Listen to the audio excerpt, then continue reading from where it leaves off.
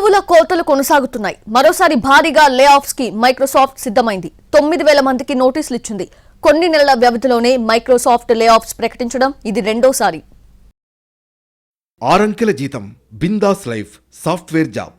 ఒక్కసారి ఆ సంస్థలో చేరితే తిరుగుండదు, హ్యాపీగా ఎంజాయ్ చేస్తూ జాబ్ చేయొచ్చు అనుకునే వాళ్ళు టెకీలు. కానీ ఇప్పుడంతా సీన్ రివర్స్.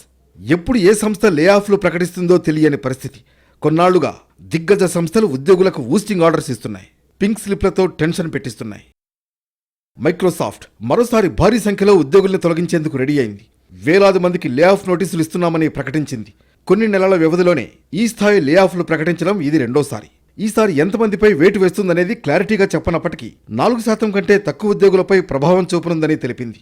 అంటే దాదాపు 9,000 మందికి లే ఆఫ్లు ఇచ్చినట్లు తెలుస్తోంది. జూన్ 2024 నాటికి 2,28,000 మంది ఉద్యోగులు మైక్రోసాఫ్ట్లో పనిచేస్తున్నారు. భారీ సంఖ్యలో ఉద్యోగుల తొలగింపులు మొదలుపెట్టిన టెక్ దిగ్గజం ఈ ఏడాది మే నెలలో 6,000 మందికి లే ఆఫ్లు ప్రకటించింది. తాజాగా మరోసారి పెద్ద ఎత్తున తొలగింపులకు రెడీ అయింది. తాజా నిర్ణయంతో మొత్తం సిబ్బందిలో 4% మందిపై ఎఫెక్ట్ పడబోతోంది. 9,100 మంది ఉద్యోగులపై వేటు వేయబోతోంది.